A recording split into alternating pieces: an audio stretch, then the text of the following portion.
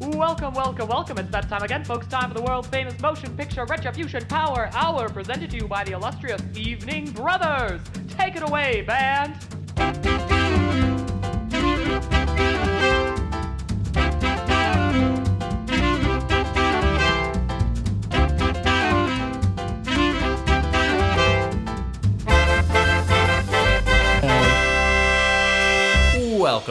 Welcome to the Motion Picture Retribution Power Hour. I am Brother John. This is I did a bad job on that. This is the podcast where we talk about movies and we're white, and also we talk about how we're white.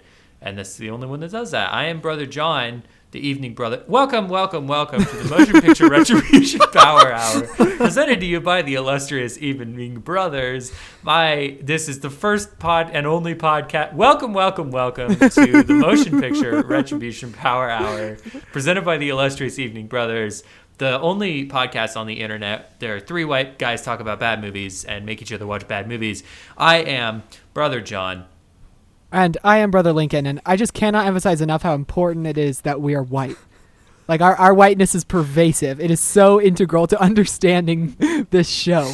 Much like the principal in this particular film that I made you watch, we might be the three whitest boys on the planet. And it matters. It matters that we're white. Yeah. In both positive and negative ways, I feel it's important to say. Yeah, I'm not saying that it's a good thing. I'm saying that it's an important thing. It's cannot integral. be ignored. And I am Brother Preston. I have nothing to add yet. On a scale from 1 to, I don't know, like Mark Ruffalo, how white are you, Preston? Wait, how white is Mark Ruffalo? Which side is Mark Ruffalo on this equation? Is he the whitest boy there is? I mean, I was trying to think of a whiter boy than Mark Ruffalo. Who's that guy from 30 Rock? Who's that cat? Joseph Gordon-Levitt? No, wait, that's Third Rock from the Sun. Not what 30 you're Rock. thinking of. 30 Rock from the Sun. 30th Rock from the Sun. Yeah. It's a story about a random asteroid. Okay, 30 Rock. Alec Baldwin. No, the other one. He's the little guy. He kind of talks like this. Oh, it's me. Hey, howdy. That guy. Oh, anyway, that's probably the way Felix. Huh? Fix-It Felix. Fix-It Felix. Yes, he's also Fix-It Felix. Right. He is Fix-It Felix. Anyway, I know who you're talking about. Now. So I feel like it's important. I know I do this a lot, but I want to preface a little bit this episode by saying two things. First of all, I am maybe the world's most knowledgeable Scooby-Doo scholar. I am the preeminent scholar of the Scooby-Doo. I think you're definitely in the top 5 for sure. And the 2, world. that's true. I'm not number 1. And 2, Scott Nicewander is number 1, in case anybody's wondering. And 2, he was the only one I could think of that could possibly beat you. That makes me Can number 2. we invite him onto this podcast? Oh God, we should have for this anyway. And the second thing that I feel like is important to say is that I am sorry, boys. Because I was not aware of the game I was bringing to the game. I don't know that we've ever started any of these off with an apology like that before. I just feel like it's important in this moment to acknowledge in front of friends and family and God and family that I beefed this one, and that's okay. Like, it happens sometimes. This movie was like, we watch bad movies. This movie was borderline physically painful to get through. This is the first movie that we have watched that I think I would rewatch Q the Winged Serpent before I would watch this one again. Whoa. Which is saying something. I would watch Q the Winged Serpent probably 6 or 7 times before I wanted to rewatch this one. I gotta say, this was a movie that we watched Scooby-Doo: The Mystery Begins. It's on the television. It was not made for theaters, nor can I say was it made for humans. I think it was made for cats to watch while you're at work. So it's a Cartoon Network original movie. I'm relatively sure, or Nickelodeon, whichever one owns Cartoon Network. Whatever used to be really good and has kind of fallen into disrepair. Yeah, much like Scooby-Doo, the franchise. Much like the world. Also, yes, American politics in the world and everything around us. Yes. Everything. Once Legend of Korra ended, everything was downhill from there. So this movie opens with Shaggy, who we'll talk about. I want to blast through. We got some notes. I had somebody run through our podcast and give us some notes. So we got some notes. One of the main notes was we don't tell anybody what happens in the movie at all, and then we just say stuff. So let's do a no commentary summary. I'm blasting through really quick, and I feel like that should be, as we go forward, I feel like that should be the responsibility of the person who, heavy is the head that wears the crown that brought the movie. Yes, perfect. Yeah. So this is a movie about how Scooby-Doo and his sweet gang got together, how they became the mystery gang, kind of. It's kind of about that. What it's really about, the core, the crux of this movie is Shaggy. He's I would say our protagonist. Norville Rogers, canonically. And his search for friends and loneliness. And I realized in this viewing that there's something in this movie that connected to me as a child, and it's that part of it. Oh no.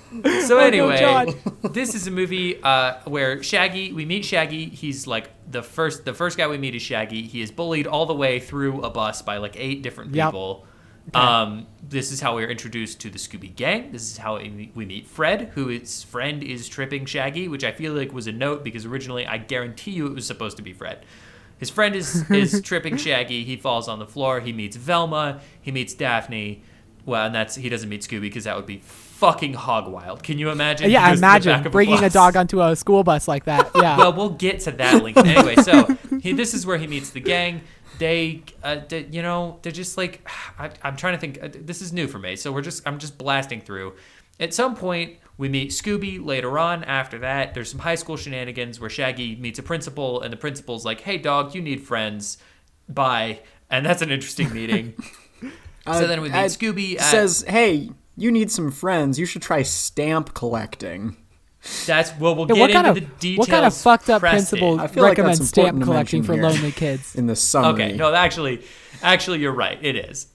He does suggest stamp collecting. He's extremely, extremely horny for stamps. So meet Scooby. Scooby is trying to be adopted, and it's truly just like a confrontation, I think, to the senses, going from these regular ass dogs, like real dogs, real cats, and then the CGI monstrosity that is Scooby-Doo in this movie.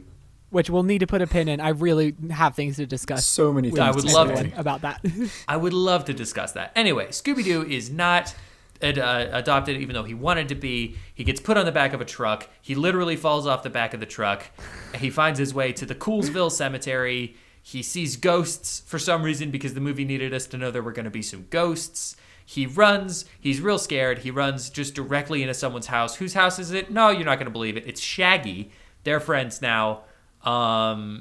Something. Oh, yeah. Okay. Something about, man, this is just a nothing burger of a movie, huh? This movie kind of spins its wheels, doesn't it? It really does.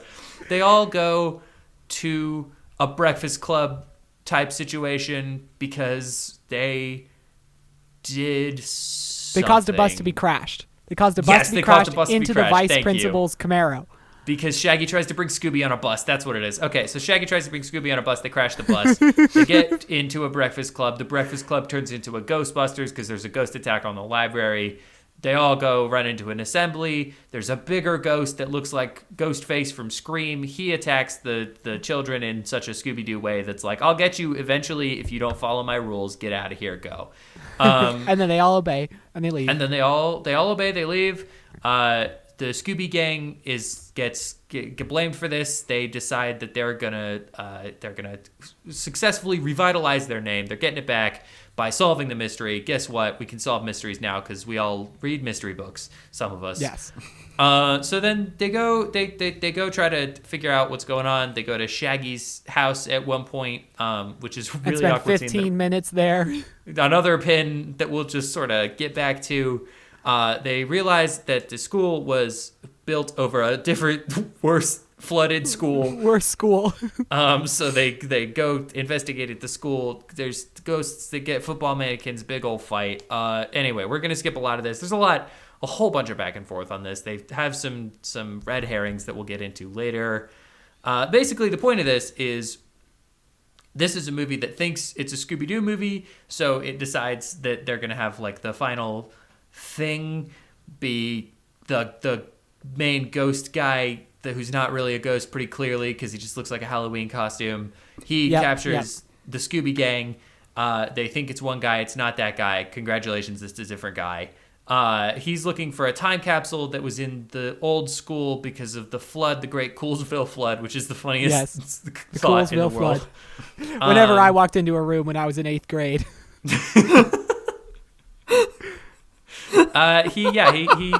We find out that he's looking for the time capsule, and you're like, whoa, what could this possibly be? Because it's not the guy I thought it was. And guess what? Whoa, you're not gonna believe it. It's actually the principal because he wants stamps, and there's stamps in the fucking time capsule, and it's a dog shit movie, and this is a bad movie.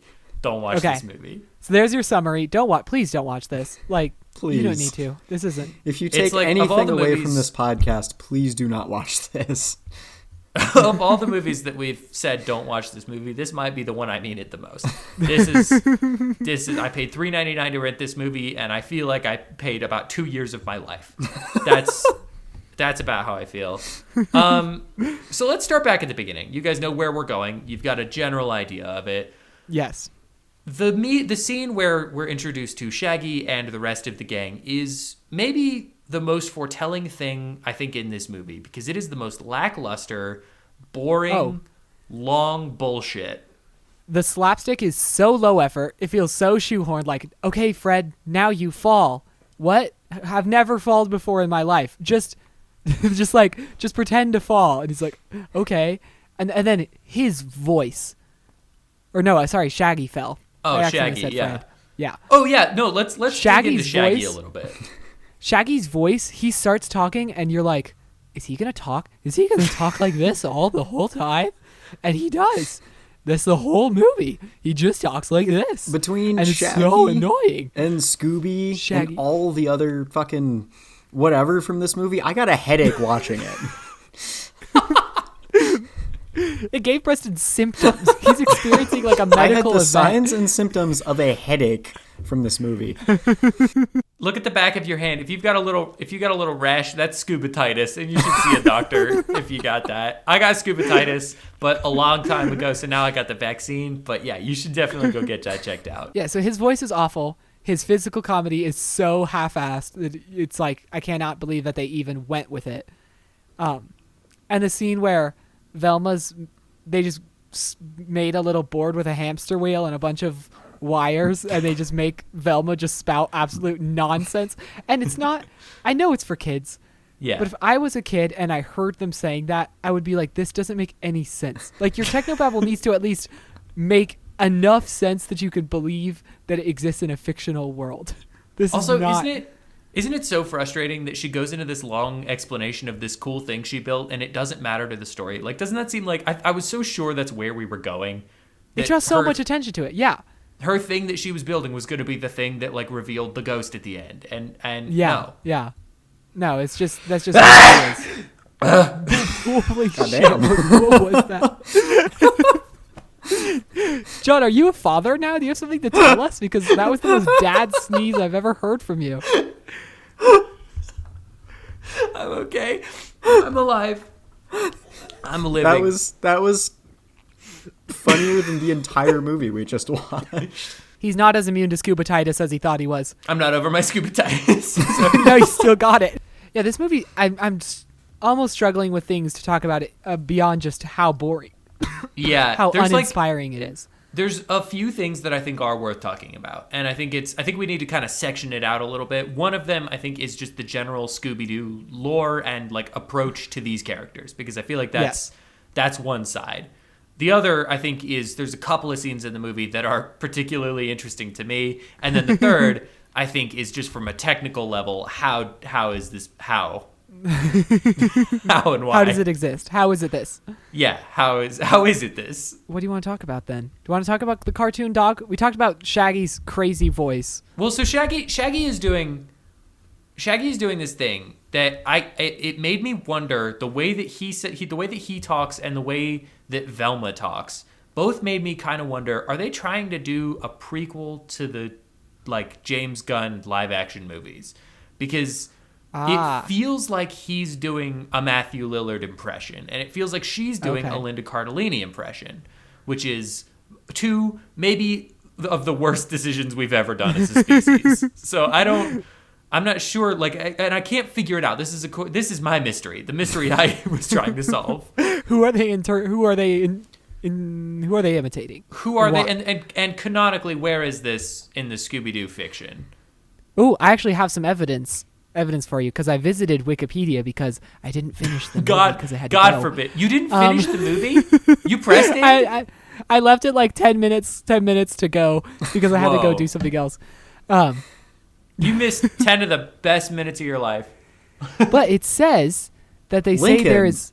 How dare you steal my move? On Preston, on how Wikipedia... How dare you make on me Wikipedia, finish the movie, they but say you don't finish it that yourself? right at the end of the movie, they say that there are some mysteries happening at the Coolsville Museum, which is where the first episode of the original Scooby-Doo Where Are You cartoon takes place. Right, okay, but here's the problem. I agree with what you're saying, except right at the end, and I took a note on this, right at the end, the movie decides to have a little bit of juice, and it does this really cool, comparatively cool montage of all the mysteries that they're going to go solve, except it's set to the What's New Scooby-Doo theme, which is wildly confusing to me. It's not set to the Scooby-Doo Where Are You theme. No, it's set to the What's New Scooby-Doo but theme. it's images and visuals from Scooby-Doo Where Are You?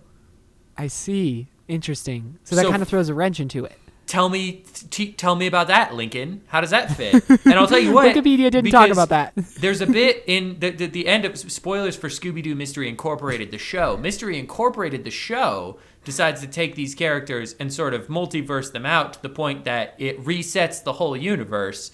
And that's the origin point for the original Scooby-Doo, and it's these characters that we've followed for a really long time. So it doesn't make any fucking goddamn sense, Lincoln, for this to be the origin point for the Scooby-Doo cartoon, the original. So that was stupid. You're right. I stand humbled. Yeah, Lincoln, how dare you not carefully obsess over the Scooby-Doo canon, looking for evidence? Obviously. Do the do, Lincoln. You love Do. I love Dune. You're not Preston doing loves the Doom. do, Lincoln. We all have our different double O's, okay? We do. If only one of us liked 007. I feel none of us the do. Energy... Really, wait. No, none of us really like James Bond. No, I like You'd really James think Bond. one of us would. I like Mia Bond. Yeah, Preston and I both like James Bond. You're an idiot. You fell right into my trap like Fred didn't make in this movie. Bond. Okay, so Fred also isn't a good actor. Velma's not a good actor. And there's a CGI played by cartoon Robbie dog. Amell, which is important to me. Stephen Amell's little There's guy. a cartoon dog, and he looks horrifying. Yeah. Okay. All right. So let's just talk about it then. Let's address the elephant in the room here. So bad. Let's address the CGI elephant in the room. I feel like this Scooby works 12% of the time that he's on screen, which is more than I was kind of expecting. Like, there are shots where he is walking down the street or through the grass or whatever the fuck, and he looks fine. Like, he looks passable. Anytime he interacts with any semblance of the real world, it is the most disjointed, horrifying, eldritch nightmare monster beast that you've ever seen in your whole life. And you could tell they knew it because they barely have him interact with anyone else the whole time. They're like, keep him in his own isolated shots, give him static photographs as the background. Do not let this Scooby interact. He's like a shelter animal that has a do not get close warning on his cage. Like, do not get close to this CGI creature because it will destroy you. It will drive you mad. It does kind of seem like he would just absorb whatever he touches. And he kind of does in the movie. He sticks out his tongue and it goes 30 feet away and he can grab stuff. So this is the other thing, right? Like in the fiction of the film, we are supposed to believe that these are regular people doing regular people things and normal dogs exist, right? Which I think Scooby-Doo the cartoon doesn't suggest that regular dogs exist. It suggests that all dogs are fucking crazy, which is fun. I like that. We got Scrappy-Doo, Scooby-Doo gets a girlfriend. Like, all dogs are just psycho beast monsters, and that's fine. That's great. Yeah, the thing it's about eternally consistent is that the movie suggests that there are normal dogs, and then there is whatever Scooby-Doo is, which is clearly not a dog, and also doesn't apply to like the physics rules of our world. He's got like a Space Jam thing going on that I am not comfortable with. I also wonder why, when Shaggy first met Scooby-Doo and Scoober himself talks to Shaggy, why did Shaggy not go, what the fuck just happened? How can you talk? No. See, I don't have a problem with that, because with Shaggy, I think it makes sense that he would be like, yeah, whatever, Scoobs, you're just my weird talking dog friend now. And then, but true. Nobody else reacts in a weird way. They all just take it in stride. Shaggy says, oh, my dog, Scooby said ghosts. And then they don't go, oh, your dog said something to you? They go, oh, he said ghosts? Yeah, what should happen is he should be on the bus, and then they find out, like, oh, hey, this is my dog Scooby-Doo, and Scooby-Doo goes, ruh-roh, and everybody on the bus should be like, what the fuck? No! What the hell is that? Get it away from me! This is unacceptable! And yet they're just like, oh, yeah, sure, he's like a dog in a coat. Yeah, absolutely. Like, people should be running and screaming. We should get SWAT. We should get tanks. Like, they should treat Scooby-Doo in the same way that we treat Godzilla. That is our reaction. The natural human reaction to Scooby-Doo should be, okay, well, we have to nuke America then. I guess we're done. Destroy this. We're done with America. Let's try Japan. I don't know. Like, let's see what's going on over there. I had this thought when I heard Scooby-Doo talk for the first time. I thought, if I had the choice, if some sort of evil demonic creature gave me the choice to let my dog talk and vocalize his inner thoughts to the world and be able to tell us what he wants and what he needs, but he could only talk in that kind of voice, I would say, no, do not grant him consciousness. Do not free his mind. Like, I'd rather have a silent dog. I'd rather you take away his bark, actually, than you let him talk like this. Sure.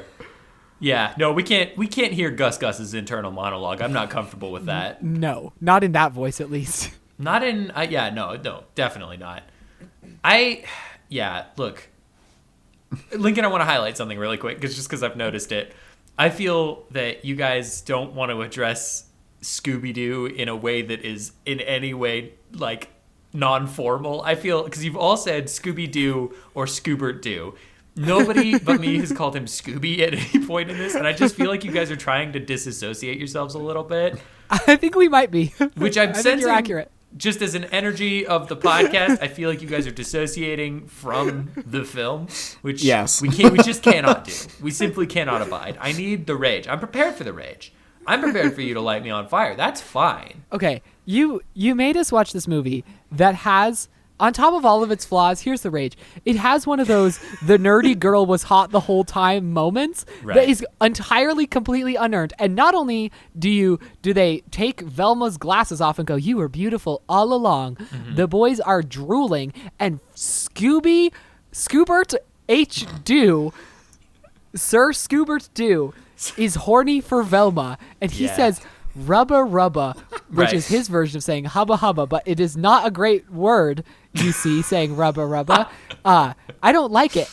I don't like that they included that scene in a kid's movie. Sure. I don't like that they played off the trope, and I don't like that a dog is horny for a person. Okay.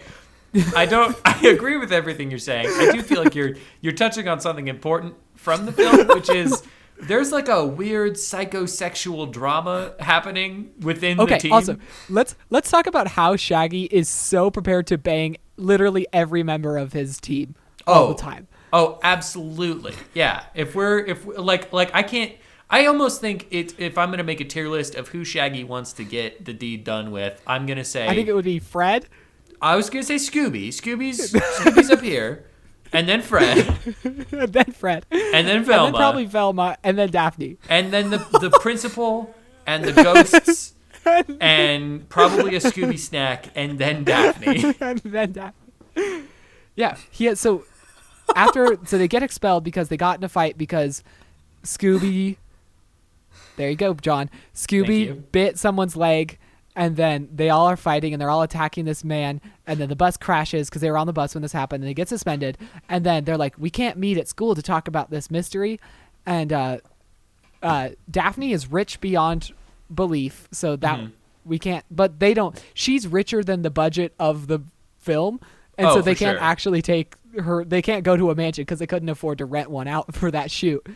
So they go to Shaggy's house, and Shaggy is so like, okay, this is going to be a wild sex party, and I'm finally the centerpiece of it. Yeah, he does have a really uncomfortable energy when people come over, which I get is the movie trying to say that he's lonely and doesn't have people over. But he feeds them dog food as if to say, just imagine how crazy, how hog wild this night's going to go. This is how it's starting. At 10 a.m., we're starting with dog food. And then he just crouches down, puts his arm around Velma for no apparent reason. Mm-hmm. Well, it's an apparent reason, but he doesn't have a justification for it. And she looks at him and he takes it back off and you're like, yeah, you better. Like, this is not okay behavior. Yeah, Shaggy is a serial killer, right? Like, in this, he's killed many, many women, men, dogs, all kinds of people. I actually wonder if this is the timeline that like, all the forces of good, the forces of divine good in the world have conspired to make him not a serial killer in this universe. And they're like, what is the exact combination? And they had to create an unholy freak of nature just to veer him off the path of destruction he was bent on. Like, this is the only... They're like, we've tried every other way. We must Scooby-fy. They're like, no, you can't. And they're like, every other timeline, he's murdered dozens. And they're... No! It's our only way. Do it. I do like the idea that Scooby-Doo is just the dog form, the physical form of these watchers that are trying to be the purveyors of good and evil. And they're trying to finally set Shaggy on a course of goodness. Yeah. And he just barely is able to. And this movie is just so a resounding victory. Like, we did it. Every single fleeting second, there's a movie behind the movie where they're just watching, expecting him to become Shag the Ripper again. We're just so prepared for it. Okay. Oh, no. Okay. All right, we're good. I'm just saying. Last time he got locked in a freezer, I thought he went on a psycho murder rampage. But this is good. I guess we're okay. We're covered.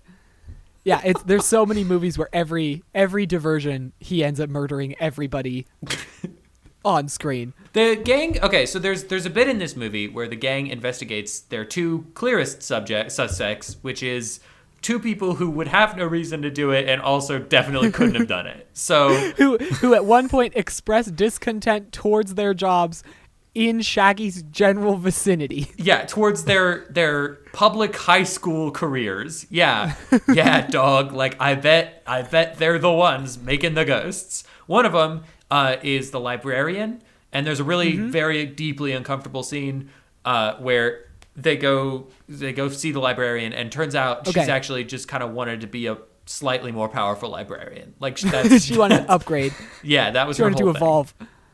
I will point out, I feel like I always owe this to movies, is when they get me and I genuinely laugh or genuinely feel moved by anything. And I think it was Velma hiding in the book locker and staring out the slot was pretty funny. I did enjoy that. I mean, like seeing her eyes poking out the slot. Gross. While we're talking about things that did make us laugh, there's this shot when after their glow up montage where they make Velma hot finally. Yes, I know what you're talking about. And finally. And there's this slow-mo walking shot. You know what it is. It's a close-up on one character slow-mo, close-up on another character slow-mo, wide shot slow-mo. They're all walking. But it is genuinely, like, easily the funniest part of this movie because it's a close-up on Velma and she's hot finally. Thank God. She's not this absolutely disgusting nightmare. And then it's a close-up on Fred and he looks like a real guy. And then he looks like Vanilla Ice. he looks like Justin Bieber. And then Bieber. It's a close up on Daphne, and she looks like one of the Hex girls. And then it's a wide shot, and Shaggy and Scooby are dressed as trash cans, and that's really funny to me. I 100% agree, John. I audibly laughed at that scene because I was like, "Oh, guys, you made a joke. That was good." It's a real joke. It's a joke for the movie, and I like that. So anyway, they investigate this librarian, and she gets this letter saying, hey, you've been accepted to be a slightly better librarian. And she goes, hell yeah. And then they investigate the janitor, who's their other guy. And the reason that he's their guy is because Shaggy, in a little thought bubble, sees him go, I hate this job. This is the worst job. Which, fair. You're a high school janitor. Like, that's rough. It's rough out there for them. So they go investigate him. And this is, I think, the worst. I think this is the worst scene. because the janitor, he's filming an audition tape to be America's Next Dancing Star. Yes. And this is where the movie broke me. This is where I realized that I hate this movie and my life choices that have led to it. Because not only is it not a funny joke, it is the most uncomfortable, painfully awkward scene, and it goes on for a billion years. Like, the dinosaurs lived and died in the time that this scene takes. Steven Spielberg made Jurassic Park and released it to critical acclaim in the time that it took for this scene to get to finish. I was so disappointed in that scene because even though it's such a throwaway bit, it wouldn't have really taken that much effort to have him be a really good dancer. No, you just hire someone who's a good dancer. Like, it's fine. Yeah. Hire someone who's a great dancer, have him say one throwaway line at the beginning of the movie, and then get to do this scene. And even though it's just a little bit, how much more joyful would it have been if he just killed it?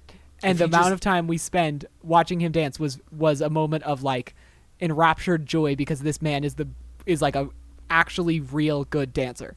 Oh, it'd be incredible. Yeah, it would be the Paul Blart Mall Cop of scenes. Of scenes, exactly. Both of those are red herrings. They both fail. Yeah. Then what happens? What do we have to say about this godforsaken movie? This is like, okay, all right, you know what? I can sense it. I can feel it. The energy's bad. Lincoln, take us into our segment. The energy's bad. Find your funny, because maybe now this podcast will be good. Hey, I'm going to make the energy worse. So I've come up with a game that I call Scooby-Doobious, a Tomb Truths and a Lie Saga. God damn it. Wherein I have 4 rounds of 3 different movie titles. Two of the 3 are real. One of them is false. Great. And I'm going to need you guys to become the trash can champion. I'm going to need you to choose your own separate answers and come together. You can discuss if you'd like to, because it's not a long game. If this doesn't go on for long enough, I have a sequel to this that's not a game and is something else. So, oh, great. Here's round 1. Your 3 title options are Scooby-Doo Plaster Puppet Master, Scooby-Doo Franken Creepy, and Scooby-Doo Mecha Mutt Menace. I think, are we guessing which one's real or which one's fake? Which one's fake? Second one. I'm guessing the first one's fake. Okay, so Preston thinks that Franken Creepy is fake, and Lincoln thinks that Plaster Puppet Master is fake. And Lincoln, you have earned yourself a point. Plaster Puppet Master is nothing. What would that possibly mean? Also, what does John, Franken Creepy mean? I knew about Franken Creepy and I knew about the Mecha Mutt thing. Oh, I recognize both of those. It's interesting that you say that because I prepared for this. I prepared for the possibility that Lincoln might know more about this than Preston, and some of these rounds are going to shake it up just a little bit. Things like round number 2. Your options are Scooby-Doo meets Batman, Scooby-Doo and Batman, the Gotham Ghost, and Scooby-Doo and Batman, the Brave and the Bold. The third one's fake. Preston? I'm going third one. Not because Lincoln said it, because I was already going to say the third one. No, we were supposed to pick different answers, I thought. And then he said... You can pick the same answers. It's just like, why would you if you're behind one, you know? But that's okay. Because you're both wrong and both stupid. Scooby-Doo and Batman, the Gotham Ghost was fake. It was the second one. The Brave and the Bold is a real one. Can you imagine? Why does it have a pre-title and a subtitle? It also has an ampersand and the word "and," which I feel like is really cool. It's a really cool vibe that they're putting out. And Batman. Scooby-Doo ampersand Batman : the Brave and the Bold. The Brave and the Bold. The mystery begins. Round number 3. Your options are Scooby-Doo Stage Fright, Scooby-Doo and the Hex Girls Red Scare Pit, and Scooby-Doo Music of the Vampire. I'm going to guess... Oh, no, Preston, you can go first this time. What was the first one? Scooby-Doo Stage Fright. I'm going to go to the third one again. Okay, Music of the Vampire is what Preston's got. I'm going to guess the first one is the fake one. You're going to guess the first one? Okay, you're both wrong. You're both stupid again. Scooby-Doo and the Hex Girls Red Scare Pit is the false one. That one sounded more real than all the other ones. Yeah. That was the one I was like, oh, I know this one's real. Okay, and then your final round, before we do the other thing that I came up with, because holy shit, the energy's not better. Round number 4, your options are Scooby-Doo WrestleMania Mystery, Scooby-Doo and the WWE Curse of the Speed Demon, and Scooby-Doo and Kiss Rock and Roll Mystery. Okay. I'm not going to reveal anything about what I know or don't know. I'm going to go with the third one. I think Preston, since that answer's locked in, I will tell you that one is definitely real. I know about that one. So I'm going to guess the first one. Okay. So here's what's up.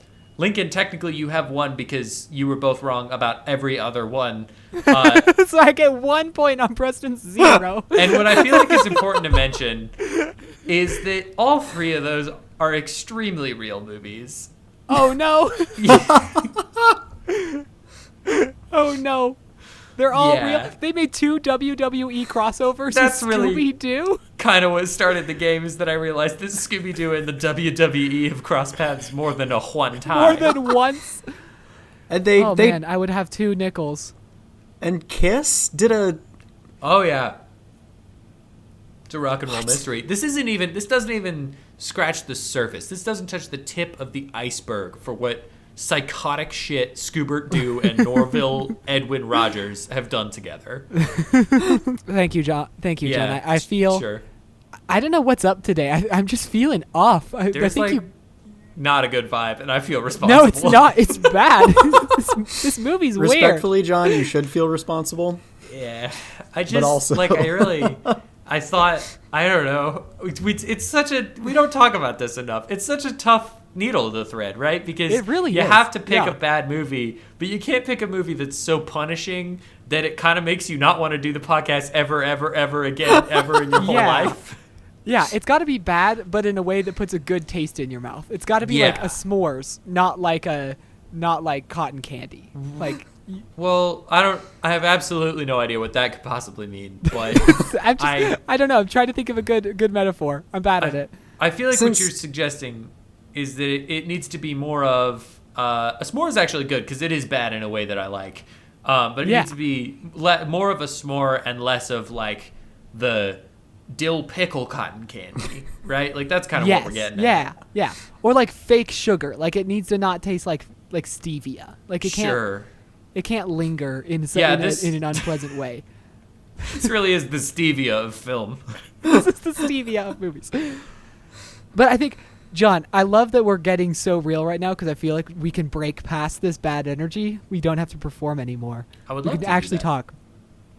My experience of watching this movie, my notes like 6 or 7 times just across the page just says, I hate this. And the prevailing feeling was just, I don't enjoy this. I don't like this. Right. Yeah, it is like, it's kind of weird how this movie, it's not like, oh, that's a bad thing. It's like, oh, I don't feel good about me. Yeah, I don't feel good. My eyes took when this I watched in, this movie. and I feel like it did something bad to my bones.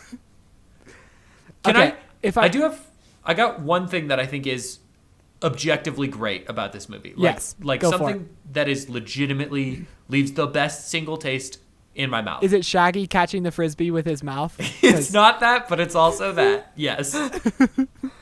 Because that did also get me. It's that this whole movie, I was expecting them to kind of build up to Fred. My favorite thing about Fred as a character in the Scooby-Doo franchise is that he is mad horny for traps. Like, he is so into traps, it's insane. And it's kind of funny because he's like this big jockey guy, and then he gets an idea for a trap and he becomes a nerd. And I think that's a cool dynamic that they play with. And this whole movie, I was expecting them to kind of build into that. And there's one point where I was like, okay, they're finally doing it. They lure the bad guy down into the hole, which we haven't talked about. The bad guy blows up part of the school so he can get into the under part of the school where the old school was. So anyway, he can get his time capsule. They lure him into the hole, and then they just beat the shit out of him. It's so funny to me.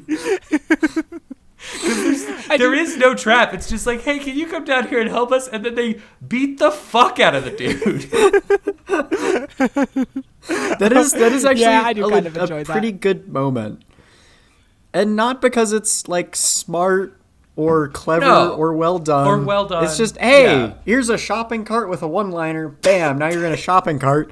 Now we're going to smash a fucking painting over your head and throw you into a wall. It's so good, and Velma's hitting him with a book. It's just like there's something really profound about it. It's like the movie knows. That's what I want to be doing to the movie, so it's like the movie knows that. Yeah. And it's like, I know that we're not a Scooby-Doo movie. It's time to let go of the pretense that we might be and just be like John Wick for babies. And I like that. John Wick. I will say one thing, I feel like we always talk about this, is there, like, so many movies are bad because they don't fully commit to the, like, it doesn't commit to the concept or what it's trying to do. Yeah. And this movie fully commits in every single way possible and goes as far as it possibly does. And maybe that's the frustrating thing, because if you really picked apart the dialogue, is it that much worse than what we normally watch? No. Probably If not. you picked apart the CGI, is it that much worse? Well, actually, yes. Yes. It's quite bad. It's a lot worse than Garfield.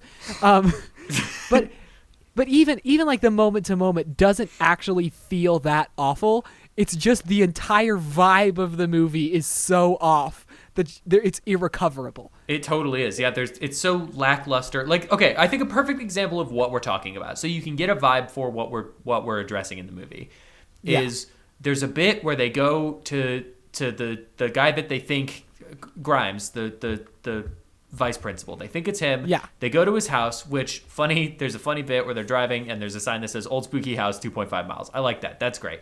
So they get to his house and they're walking around and they're like, okay, we're going to split up. We're going to search for clues. You know, classic Scooby-Doo shit. They split up. It's this guy's super, super into World War II. I don't know why. So they like, Shaggy puts on this gas mask and he's like, hey, Scoob, let's see if it works. And Scooby does a fart. And then Shaggy can't smell it, and he's like, hey, way to go. And then he takes the thing off, and I kid you not, the line in the movie is essentially like, whoa, Scoob, you farted. Anyway, back to the movie. And it's like, what the hell was that? Like, what you should have passed out. You should have done something. It should have been bigger than that. Yeah, it should have sent him into the other room. He should have like collapsed. There should be it's such a, for a movie that commits to as much as it does, it on a moment-to-moment basis is so uninterested in even existing. Like, this is a movie that thinks it'll be worth it if we just have Scooby-Doo sometimes on screen, kind of. And it doesn't really care about doing anything with that. Yeah. And it feels like I've also noticed that we haven't rewritten this movie. We usually like rewriting movies because they kind of inspire us in such specific ways. But this one, it really isn't that terrible of a Scooby-Doo story. Like, if you were to play out these beats in a better written, just better executed movie, it would be probably pretty fun. Or even just animate it. Yeah, or animate it. Animate it and cut out about 2/3 of it, and it would be great. Right? So you're saying if it was an episode of Scooby-Doo, just throw out the whole movie, and then it'll be great. But I think that's a fundamental thing. There's not like one thing you can point to and go, that, aside maybe from Scooby's CGI, but sure. But that's like a budgetary thing. But other than that, it's not like you can point to and be like, that's where this movie falls apart. That's where the other shoe drops. It's just kind of half-heartedly limping along the whole time. Yeah, it's like a movie that knows that it has to reach a certain amount of runtime so that you can put as many commercials as you need to in. So it's like, okay, what if we just have them? I don't fucking know. What if we just have a Ghostbusters bit where Scooby-Doo or Shaggy accidentally like raises all the dead into ghosts and they just run around and sexually harass people? And you're like, sure, I guess that's like 12 seconds of a movie. That's fine. That's fine. That'll add a minute. We can cut to commercial after that. That'd be fine. Okay, I will say, I think we're approaching the time. This movie is the cinematic equivalent. Oh, it's so early in the episode to be doing this. No, it's fine. It's fine. This is a short movie. We don't have a lot to say about it. We can end this episode a little early. Before we get into that, I want to know, John, why on earth did you make us watch this? Do you have any guesses? This is a game we sometimes play. I think you alluded to it earlier, that potentially you felt a little bit of Shaggy when you were younger and wanted to revisit this movie, having not watched it for many, many years. Is what I'm going with. I think you remembered that Scooby-Doo was this horrible CGI abomination, and you wanted to force us to see it. It's a fun combo of both. You guys are both a little bit right.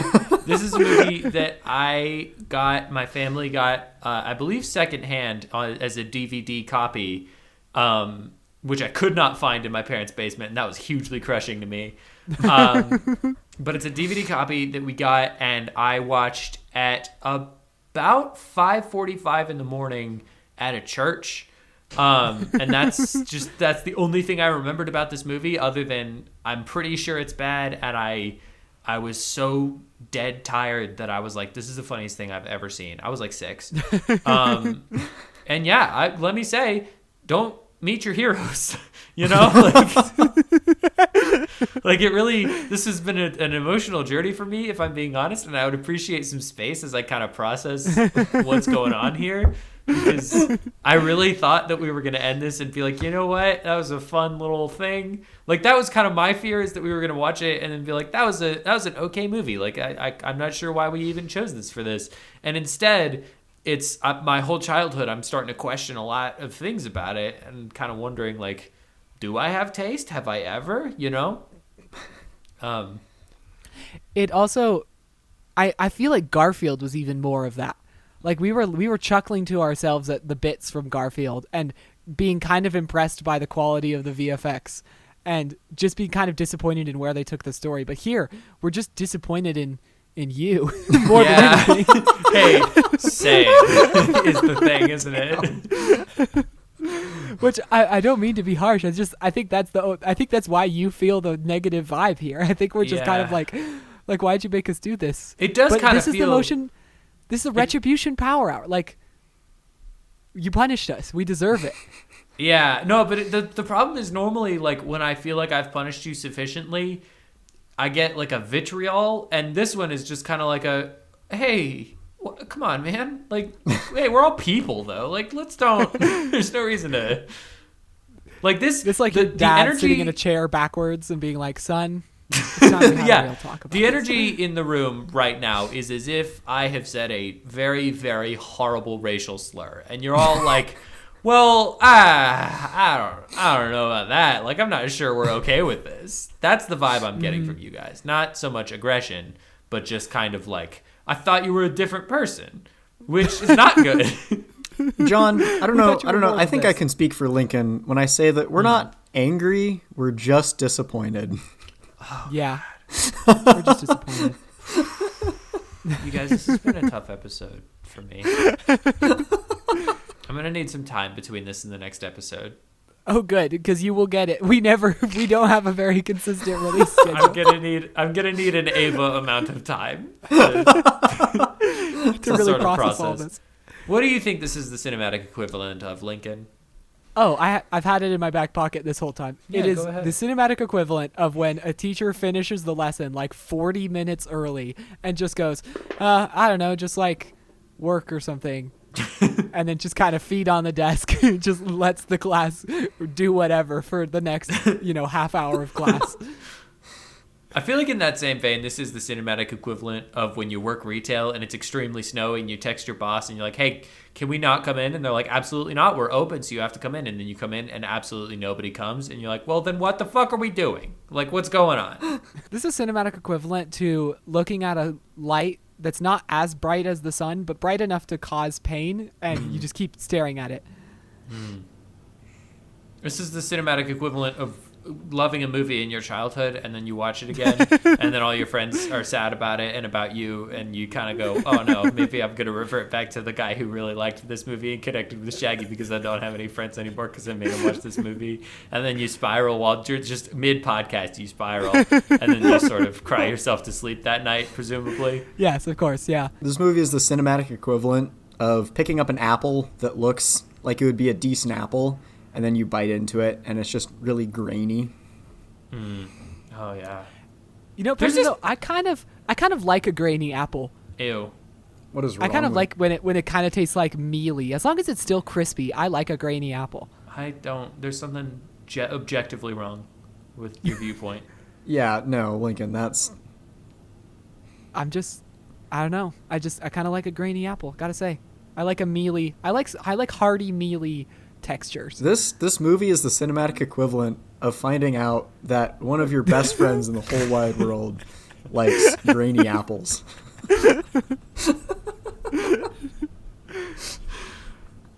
I did not think I was going to put myself on blast. I did not think that was a hot take. I thought John was going to be like, yeah, Preston.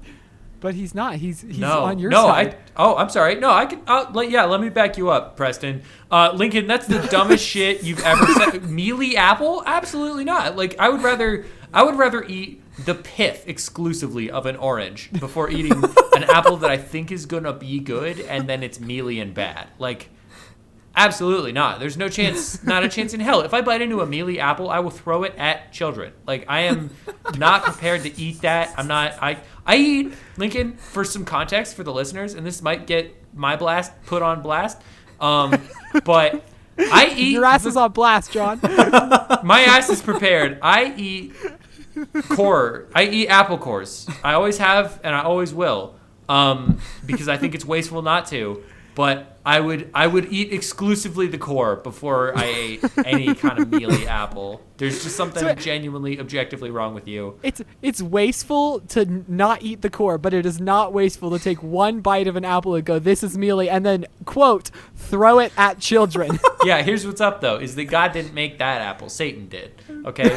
So, you didn't think of that, did you? I guess I did. Okay, you're right. Lincoln, walk with me back to the Garden of Eden, and you tell me that the tree of good and evil, right, of the knowledge of good and evil, do you take a bite of that apple? Are you telling me that you don't think it's a little bit like, oh, I really thought that was going to be, like, better?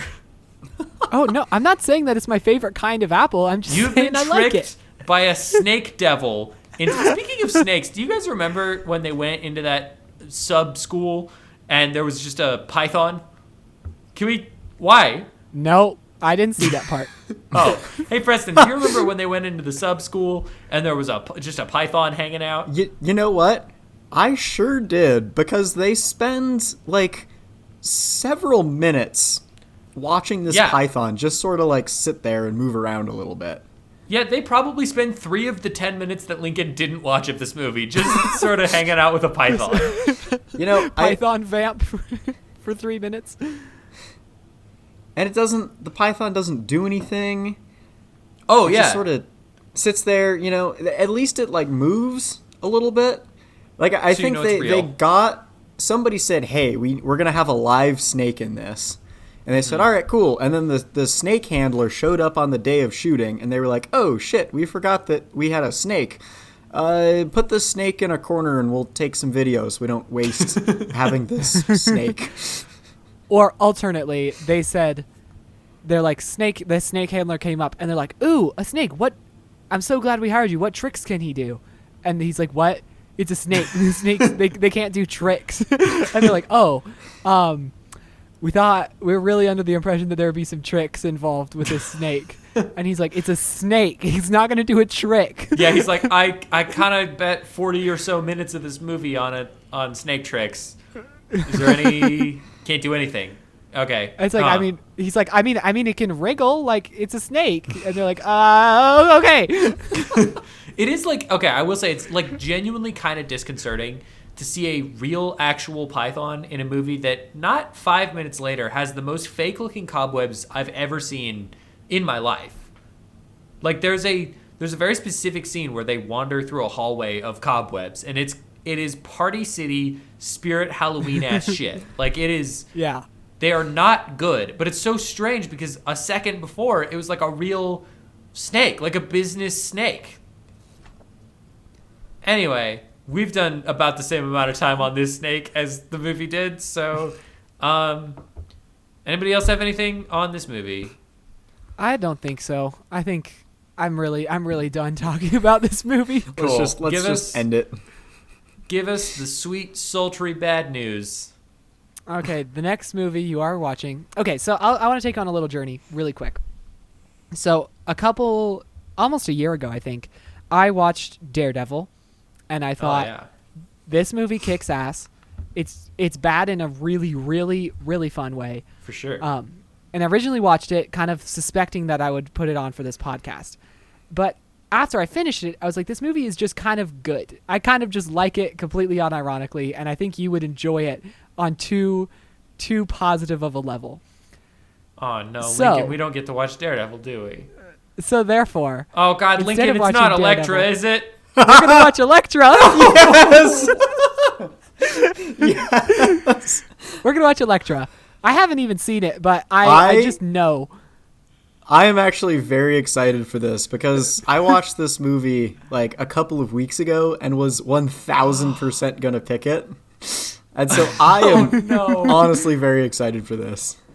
I'm pretty sure Elektra has a whole lot of Scooby-Doo The Mystery Begins energy. I guess we'll see. Only one way to find out. Do we have any homework, and is the homework watch Daredevil instead of Elektra? I mean, yes, your homework is also watch Daredevil because it's very good, and It's good. you deserve it. I like Daredevil so much. I like Daredevil a lot. Oh, But yes, you do have to watch Elektra. And Preston, you do have to watch Daredevil. That is the homework, is watch All right. Daredevil. I'll watch them That's both. really tremendously bad news. I don't... I'm excited. This is, you know what? It's better news than having to rewatch the dog shit that you made us watch. It's I guess so. What a low key. This is like, I feel like this is our what do they call that? What do musicians call it when you Our don't bottle have any, episode? kind of any fancy stuff? This is our acoustic. This is our album. acoustic set. I feel like this one. Yeah, this was our acoustic set. I felt so real. I felt so like, okay, I'm just hanging out. I'm just talking with my friends I did not about feel this that way. dog shit because movie. The pressure of having chosen this movie and also leading this podcast is immeasurable. Oh, we all know. We all have felt it before. And for anybody out there who's listening who thinks, oh, yeah, it must be easy to lead this podcast, like they're just complaining about nothing, you give it a shot, okay? You get on a podcast and you defend yourself for a full business, probably 45 minutes when you include a Find You're Funny. You get on this podcast. I dare you. If you listen to this and you think it's easy, if you and your high horse on your high castle eating out of your high ass spoon, you come down here to our level, okay? And you try to lead this podcast because it's not as easy as you think it is. It's mostly pretty easy, but otherwise sometimes it's a little bit hard. Sometimes it's a little bit hard. Also, I feel like, didn't we say doing this podcast on a Friday night when all three of us are just slammed after a work week is not the best strategy? Yeah, we really gotta hone in when we gotta not do that anymore. I'll tell you to what, ourselves. it's not this energy. I feel like a Saturday is maybe more where we need to lean. Yeah, and we're all in the same time zone. Maybe we could do a Saturday morning or something. I don't know. We'll see. Doesn't that sound nice? Like with a little coffee? Oh, a little coffee, a little contemplation, you know? Yeah. No, but between your full-time job as a barista at an incredibly chaotic, busy coffee shop, my job as a middle school teacher, and Preston's job as a professional outdoor guide does not prepare us for doing a really good job on a Friday evening. Yeah, you guys, I'm so sleepy. I'm wicked sleepy. I think I wish, you know what, instead of Find Your Funny, if we ever do this again, I'm just going to have like a nap time where we get Nap 10 time? minutes. That- we get that to just in sounds- silence. Actually incredibly helpful. I think Let's we do need that. like a nap time and then an espresso intermission. Oh, doesn't that sound nice? Yes. A little siesta. that sounds wonderful. Siesta and espressia. Yes, perfect. Espressita. Don't hurt yourself. Alexa, play Espressita. Okay, take us out, John. Don't check the email. We don't need to. Put us out of our Thank you misery. for listening to the Motion Picture Retribution Power Hour. I'm sorry this one wasn't it. I know, and I'm sorry. You know, it's tough being the only podcast on the internet and really having the stress of having to deliver Yeah. every time that we make this. You know, it's yeah, it's and hard if you work think doing it's this. so fucking every once easy, in a while. you should get on this podcast and just try it, okay? Like, for those people in their high castle horse that are Wait, I think thinking... you already said this. Did I Preston. already John, do- I think you're Okay. stuck in a loop. All right, okay. I'm just saying, get off your high ass high ass. Get off your high ass, okay? Your ass is so high. Get off of it. There were no weed jokes in this movie. Is Scooby-Doo, is Shaggy, get one weed joke. All right, one more thing that I feel like is important to talk about. Of course. Is that I'm uncomfortable with the suggestion that Scooby snacks are something that Shaggy made with human food and dog kibble for humans and dogs. I'm so much more comfortable with the idea that Shaggy just sometimes eats dog food than I am with the idea that he invites people over to this house to make a special hybrid snack. He cracks a Tupperware and it's dog and human hybrid food, and he's like, "Here you go, enjoy yourself." That's uncomfortable to me. That's not Scooby snacks. That's bad. Yeah. Anyway, thank you for listening to them. No, we're not. I'm working on it. Thank you for listening to the Motion Picture Retribution Power Hour, hosted by the illustrious, kind of rusty evening brothers tonight. Please email us, not about this episode, but about other ones, at mprphpodcast@gmail.com. We have two very important emails that I feel like we should really dive into. One is from Netflix, and it says, "John, this is the best 99 Thai baht you will spend this month." And the other is from Netflix that says, "John, it's been 24 days. Want to watch something?" So on those, thank you, Netflix. On those powerful words, I have been Brother John, and just as we live by the rules of Dinotopia, so must we be prepared to die. Zoinks. I have been Brother Lincoln. I could crash you from here. Ghiblies. Whatever she says. You know what my favorite Studio Jinkies film is? Is Panya. And I have been Brother Preston. Welcome to the Xander Zone. A little deep cut for ya. Wow. Thank you so much. Ruh-roh. Literally, I know you guys are going to stop recording, but literally hearing "Welcome to the Xander Zone" brought like a fresh air to my lungs and mind that I wasn't prepared for. Take me back to the Xander Zone, baby. Bring it back, please.